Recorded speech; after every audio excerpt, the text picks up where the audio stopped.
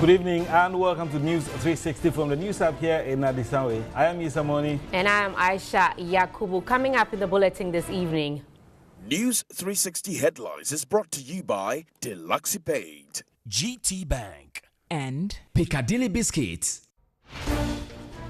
Over 500 students displaced at Asokore T.I. Ahmadiyya Girls Senior High School in the Setra East District following a rainstorm in the Shanti region.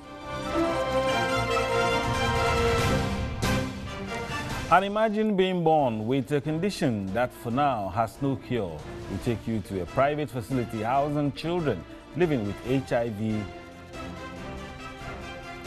Pregnant women in labor in Pandai in the northern region will no longer lie on the floor for healthcare administration. That is later on in mission. And international news, leader of Sudan's interim military council vows to uproot the regime 2 days after a military coup.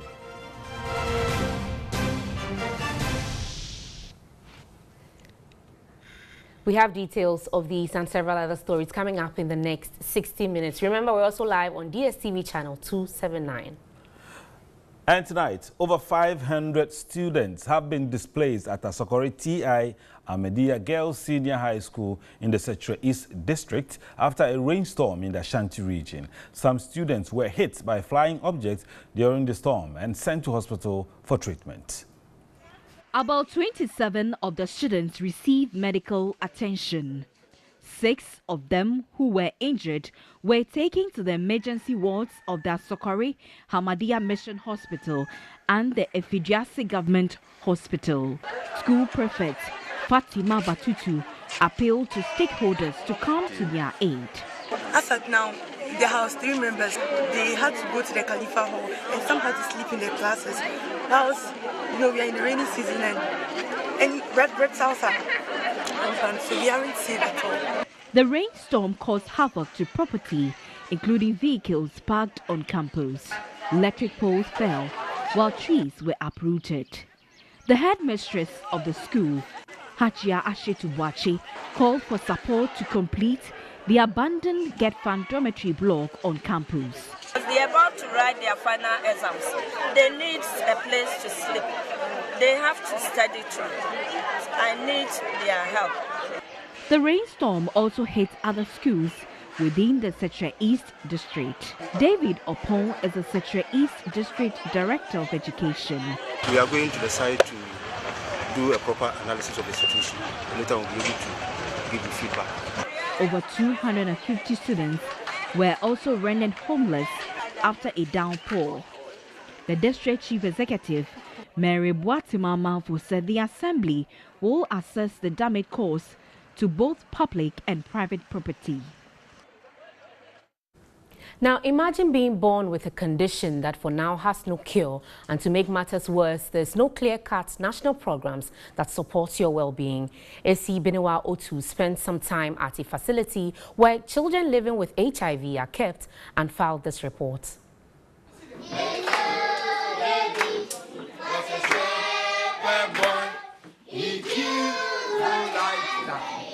These children are living in a rented house by a philanthropist.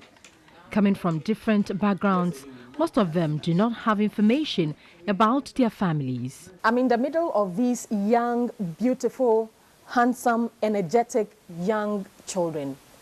I'm not able to mention their status or their condition because they are minors. These children have come from different places and people who have taken it upon themselves to take care of these children. Due to stigmatization, due to discrimination, they are come here and receiving all the necessary care that they need. They need your support to survive. Reverend John Azuma and wife, through the Motherly Love Foundation, are lending support to these kids. 8 to 10 children are kept in a room together with all their belongings. We have mattresses, few mattresses, but we don't have bed. We don't have bed sheets, so it's difficult to keep them in bare floor. So we are managing this place for them. Then they are children. Some of them are grown up small. So some of the rooms we can get bunk bed, the double one for them, because most of them are kids. So that one can be nice in the room. And some of the grown-up, there's someone who are grown-up 18, 17 to 20, those who are in senior school, they can have the double bed, then two bed in one room, then there are 4. Madame Azuma tells me they would run out of food items very soon. We have maize, but this is our last maize we have here. As you can see, your children, there are many, and they consume. Children eat a lot, so they consume a lot. And with our condition, food is part of our medication, and we need fish, meat, any kind of meat you can give us. Reverend Azuma is a heart-to-heart HIV ambassador of the Ghana AIDS Commission and wants much care and attention given such children. We speak as a country, we have a lot of children who are HIV positive. Recently, NACP projected a statistics show that 38,000 Ghanaian children are HIV positive. And I ask a question that as a country, what are we doing for these children? Because majority of these children are orphans. They have no parents. And dealing with HIV is a complex thing. This child must go to hospital, take antiretroviral, and he must run a lot of laboratory tests. And some of these laboratory tests are expensive. And you don't only take antiretroviral, you take immune boosters, blood tonics that you must pay for. And nobody care about this for this child.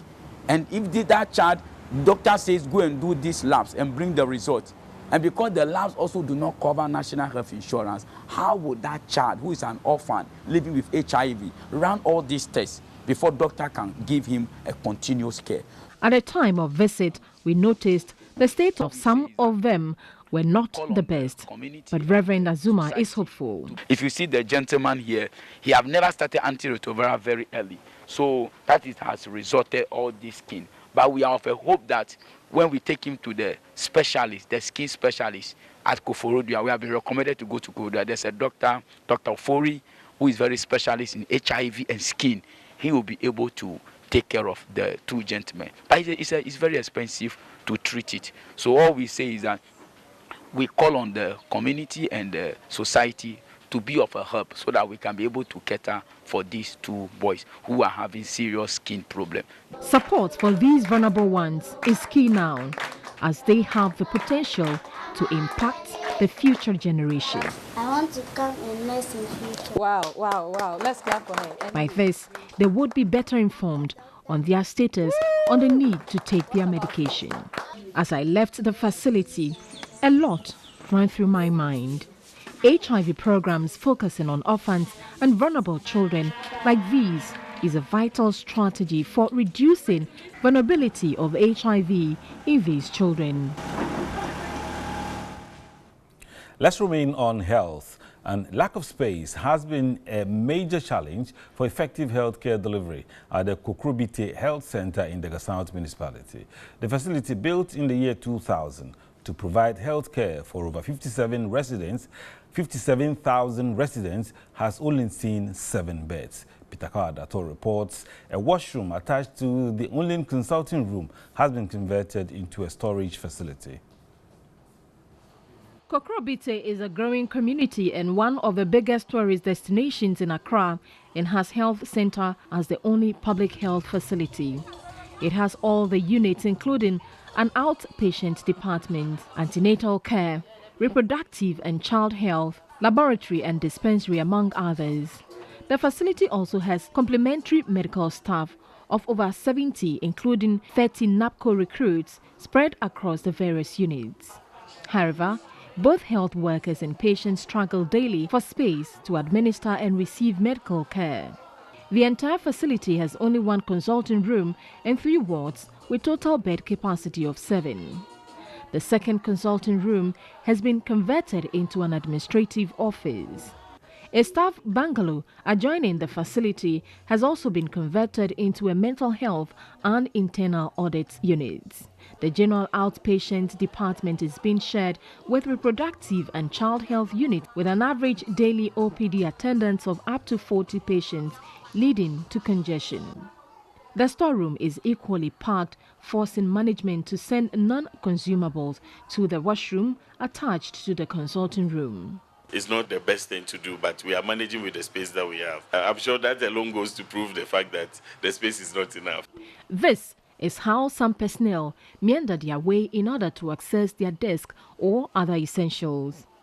We were told some services are sometimes rendered in the open and under trees. Some people don't even have offices to work in. Some of them are working on the corridors, some of them under trees. We need infrastructure. Additionally, the Kokrobite Health Center does not have a standby generator. This, officials say, is affecting the safety of medicines that require a certain temperature of preservation. The maternity unit also lacks modern delivery beds.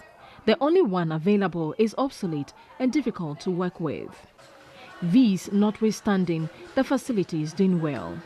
The maternity unit, for instance, recorded no mortality over the last 5 years out of an average annual OPD attendance of up to 6,000 people.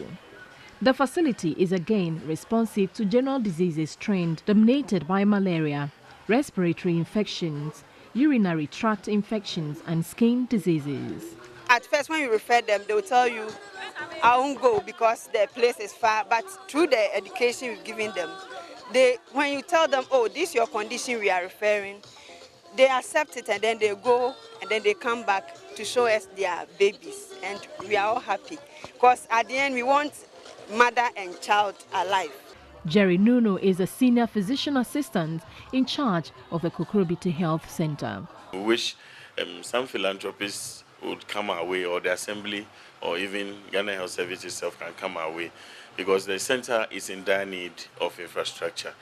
If you come here, you see that we are all compacted into one space, and on days that there is a heavy clinic, it is not easy over here at all. Officials want intervention to help them serve better. Away from health, she braved the odds and took up a job many at the time said was for men, becoming the first female driver of the Ghana Armed Forces. Her determination, hard work and ability to rub shoulders with her male counterparts was a delight to watch.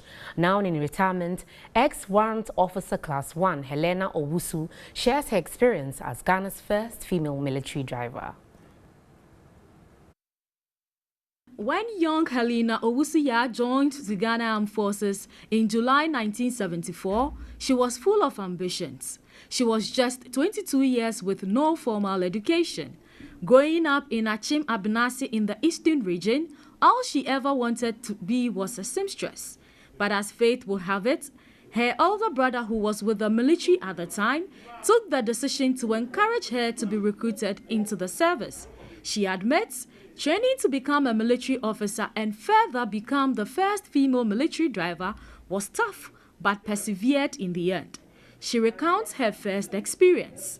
My first trip was from Accra to Tamale.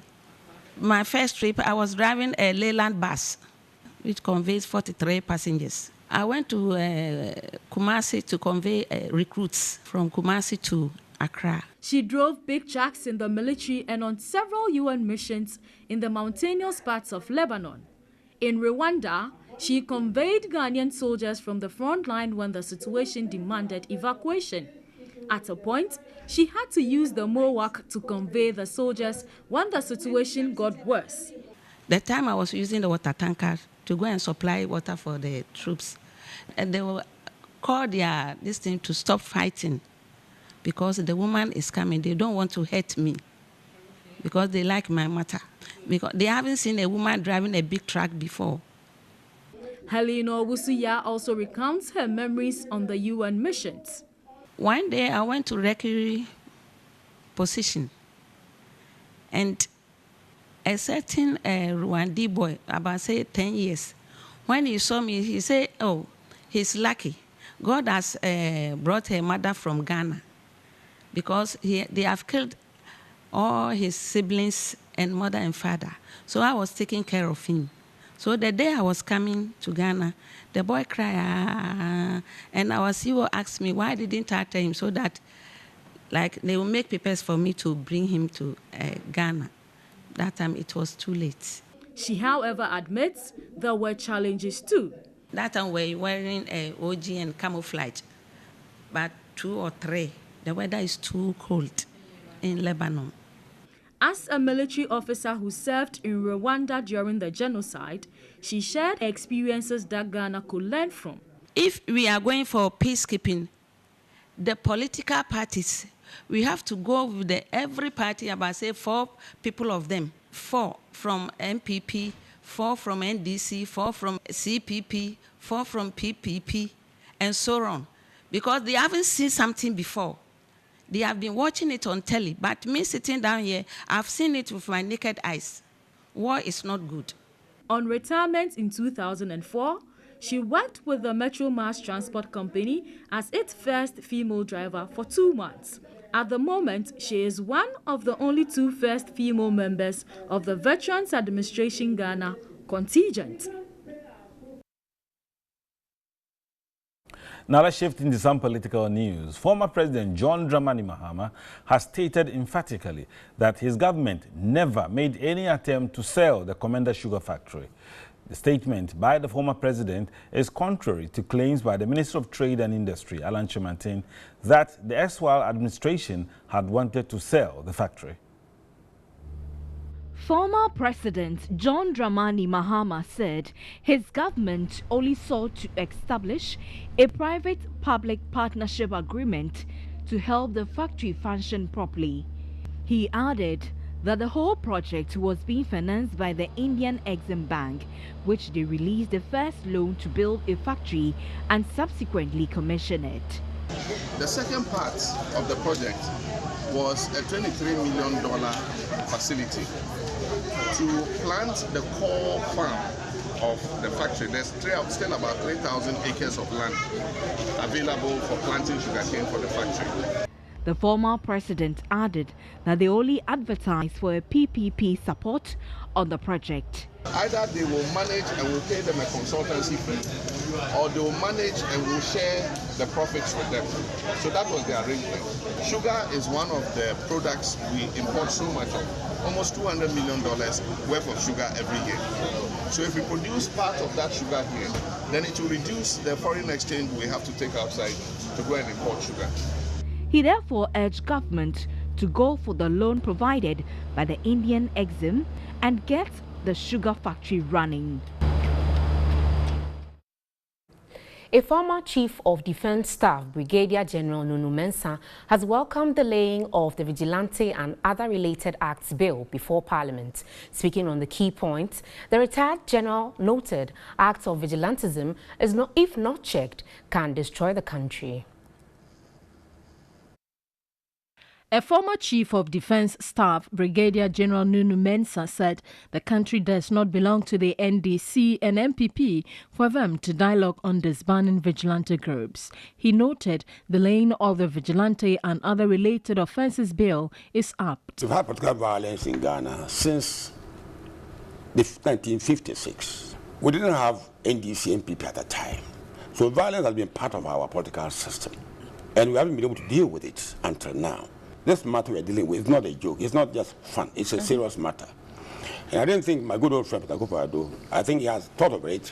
Maybe he has heard me talk a lot about this, that bring a law and let's enforce the law to deal with this violence. Don't ask the MPP to go and talk about it. It's not their private matter. Private legal practitioner Yao Opon noted the bill is needed to curb violence in politics. I had no doubt in my mind at the time the president said so, that there will be a legislation.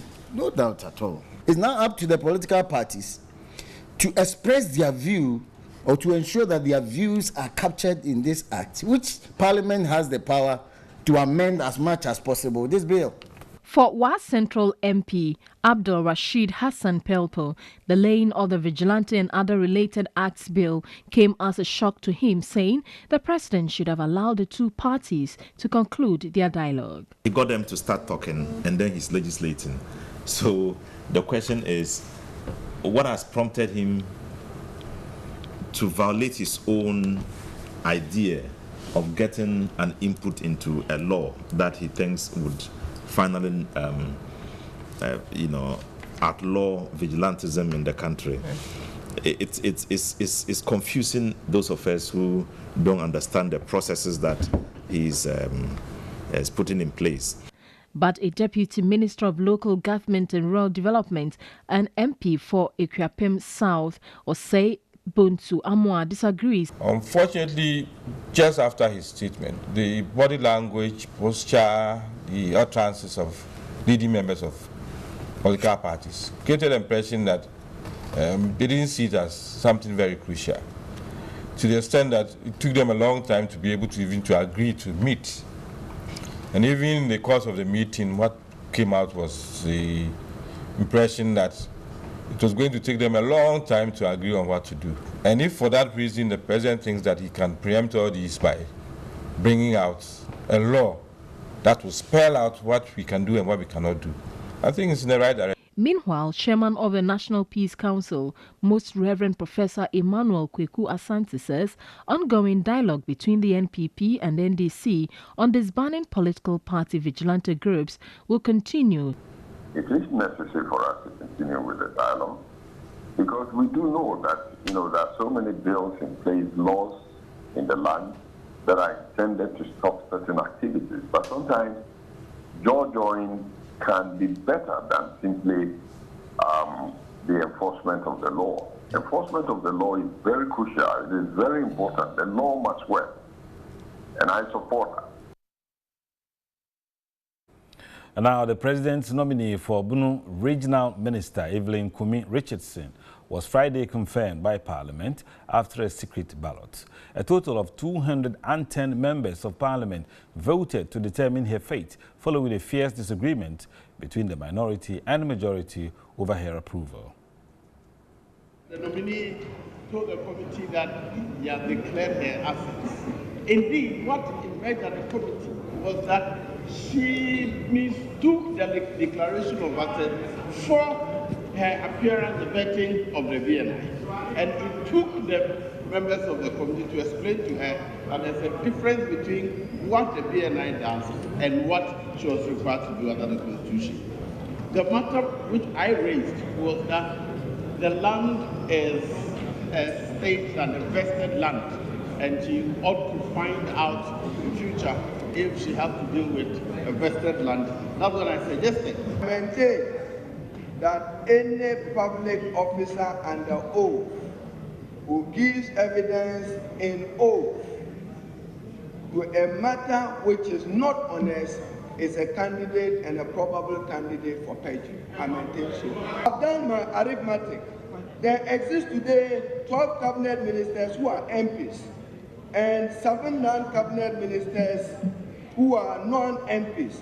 There exist today ministers of state, 12, who are MPs, non-MPs, 12. And therefore, majority leader, do the mathematics. Honorable majority leader, your turn. You see, if we talk, you see, thank Honorable, the minority began the debate on this motion by refusing to second the motion. I thought that is tragic. The Speaker, seconding a motion only means confirming that the report represents what occurred at the committee level. You may disagree. The Speaker, the issue before us, the approval or non-approval of the nominee, has to do with the qualification and eligibility. Honorable members, roll by roll.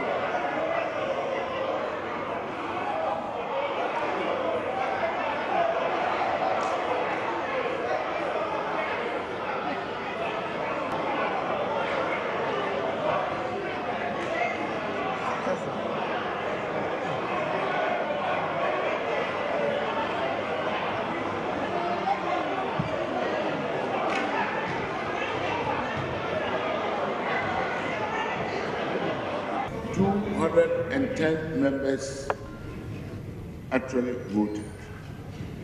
There was one spoiled.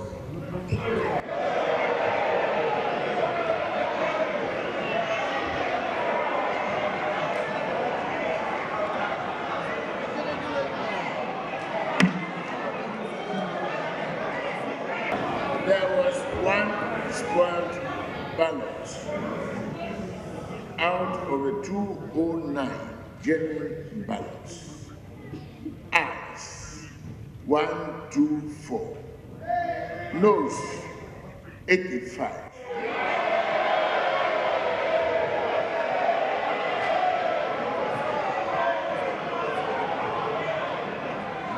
Honorable members, Mrs. Yi Ama Kume Richardson secured more than 50% of the votes cast, and therefore a nomination has been approved by this panel. Honorable members. You're still watching News 360. Still to come on the bulletin, pregnant women in labor in Pandai in the northern region will no longer lie on the floor for health care administration that is later on mission. An international news, leader of Sudan's interim military council vows to uproot the regime 2 days after a military coup.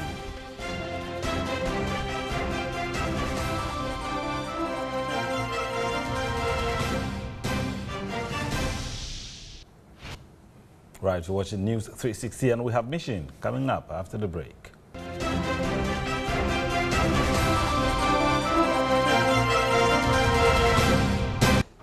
Welcome to Mission. In Mission this evening, shared 7 as classrooms for pupils of Kwatepe Community School in the Pandai district of the northern region has collapsed. Stanley Niblewu reports pupils study under harsh conditions.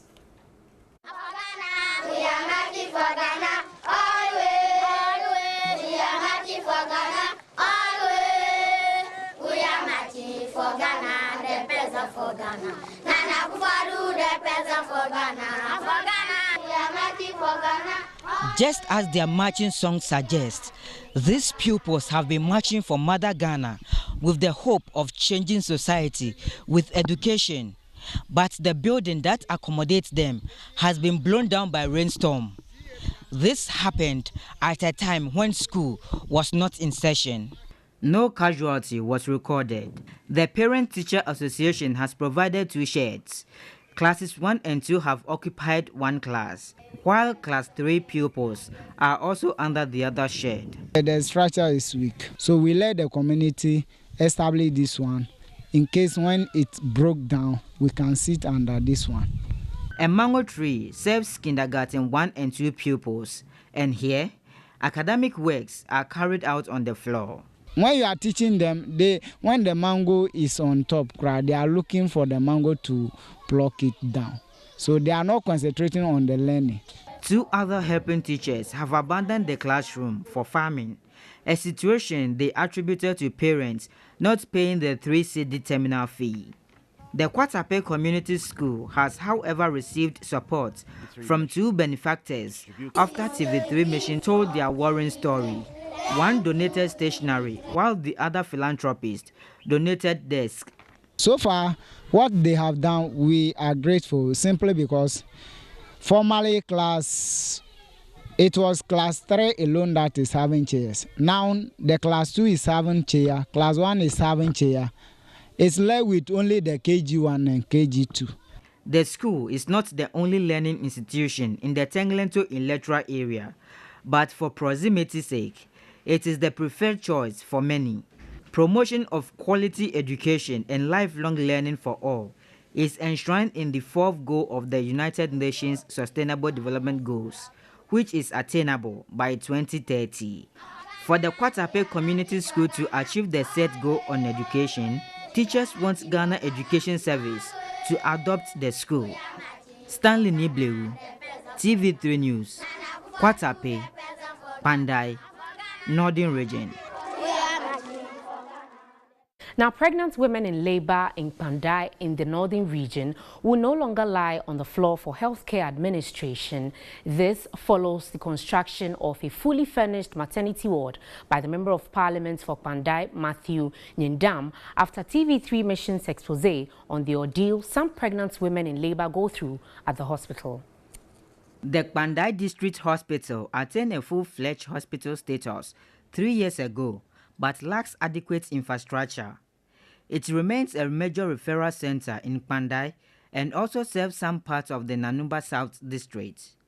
The hospital has no emergency ward, and so authorities have designated the corridor area to serve that purpose, but this only accommodates 2 beds. In fact, the health facility is fraught with many challenges. The maternity ward, for instance, is not spacious enough, and only few people can have access to beds and gain admission at the facility. Preterm babies, according to the hospital authorities, suffer the most because they lack incubators. We still would need those equipment, the incubators, the phototherapy machines, additionally a biochemistry machine, so that we can help to take care of our newborn. The Tamale Teaching Hospital is an alternative, but one would need to cover over 150 kilometers amidst bad roads. After TV3's mission telecast its documentary on the situation at the hospital last year, Member of Parliament for Pandai, Matthew Nyindam, who is also the Majority Chief Whip in Parliament, went to the rescue of the hospital. With his common fund, he has constructed, furnished and handed over a maternity ward to the hospital. The project, supervised by the District Assembly, has been designed to include well-ventilated spacious rooms for theatre, labor ward, other wards and adequate beds. The MP has also made available an incubator, which is yet to be installed. For the past 3 years, the district recorded 3 maternal deaths, all of which came from the Pandai District Hospital. The 3 deaths occurred in 2017.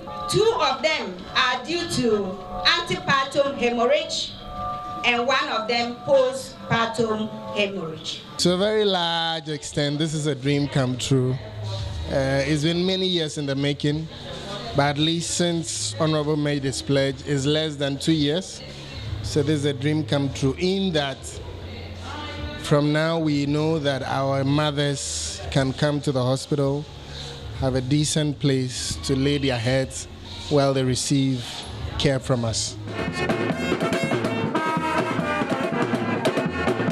Merrymaking characterized the commissioning ceremony as the event was graced by Second Lady Samira Bawumia, Northern Regional Minister, MP for the area Matthew Nyindam, municipal and district chief executives, as well as heads of states, institutions and departments. District Chief Executive for Pandai, Emmanuel Atta Tatablata, was happy about the success child. A facility like this, one has the potential of attracting quality professionals to the district. Maintain it well so that it will last longer to fulfill the purpose of which it was constructed. Member of Parliament for Pandai, Matthew Nyindam, explained, solving the health needs of Pandai is a necessity. A lot of people will say, why are they always airing bad things about Pandai, talking about challenges in Pandai? I tell them that we want to sell our story. And it's out of these stories that challenge some of us to do well, to help those that give us the power to transform their lives. Maternal mortality is something that we should not be very proud of. So we must do everything within our means to make sure that when it's time for a woman to deliver, the woman should deliver and come out with joy. Second Lady Samira Bawumia was impressed with the facility. In Ghana, 319 women lose their lives out of every 100,000 deliveries. It's unacceptable. And the number is set to be reduced to about 70 per 100,000 live births. But we are saying with this maternity block, inshallah, it will be 0 for every delivery in Pandai district. For patrons of the facility, this is a dream come true.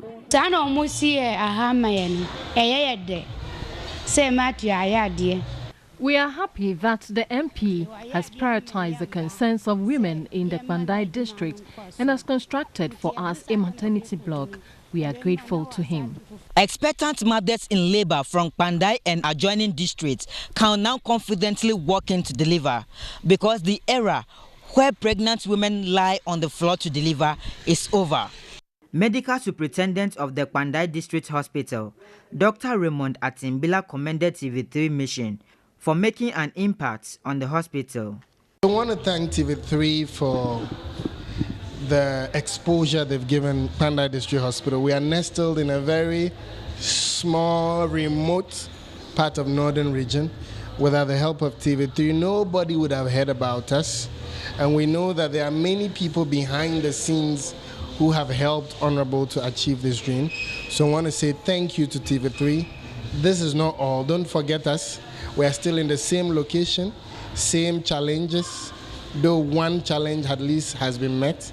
But continue to advocate for us, continue to be the voice for Pandai District Hospital so that we can continue to have such facilities and the hospital can grow. One of the hospital's numerous challenges has been solved, but more intervention would be required to change the hospital's administrative structure made with wood. Stanley Nibleu, TV3 News, Pandai, Northern Region. We are happy we were able to get some results for the people of Pandai. And that's it for Mission this evening. Mission is brought to you by Star Ghana with funding from Danida, the UK Aid and the EU. Thanks for watching.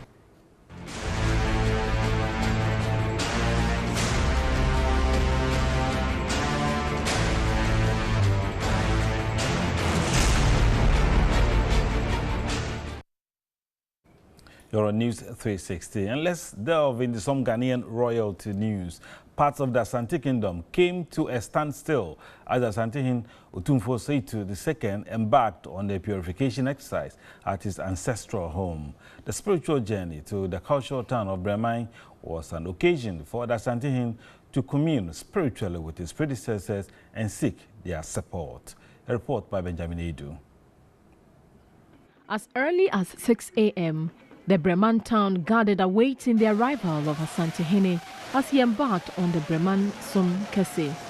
The supreme worship forms part of the Adai Kese festival, which dates back to the foundation of the Asante Kingdom in the 1680s. Clad in black and in the company of selected chiefs, the Asantehene paraded through the principal streets of Breman as he performed traditional rites at the Royal Mausoleum, the resting place of the past Asante kings and queens.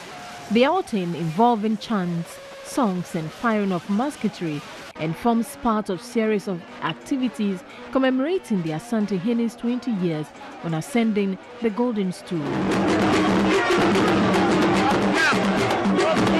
The ceremony has been held every 5 years since Otumfuo Seitu ascended the throne. Breman Hene Bafo Kunchin Sraman explained the significance of the day. It's a day of rededication for Otumfuo himself to the service of Asanteman and of our nation Ghana. And it's also for the people of Breman another milestone in our march forward towards progress and development.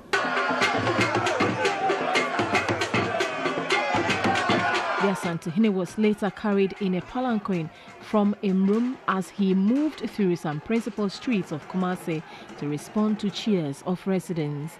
A royal Nana Opokwe champion joined in cultural journey. The Otumfuo returned to the Mensha Palace, visited the Queen Mother, Nana Ama Konedu Yadom, and sat in state for people to pay homage. Asantehene Otumfuo Seitu is the 16th occupant of the Golden Stool.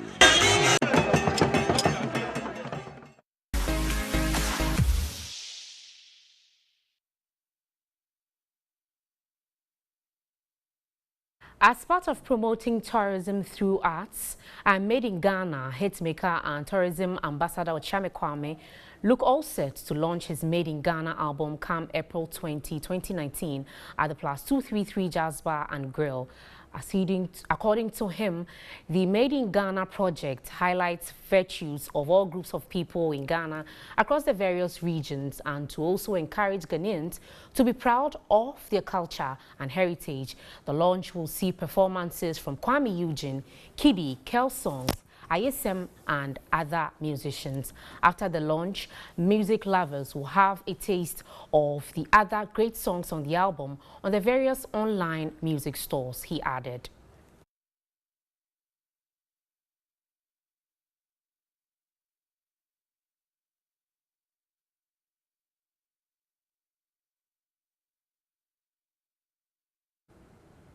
And that's what time we'll have for this edition of News 360 live from the News Hub. I'm Isa Moni. And I'm Aisha Yakubu. Up next is Music. It's really big.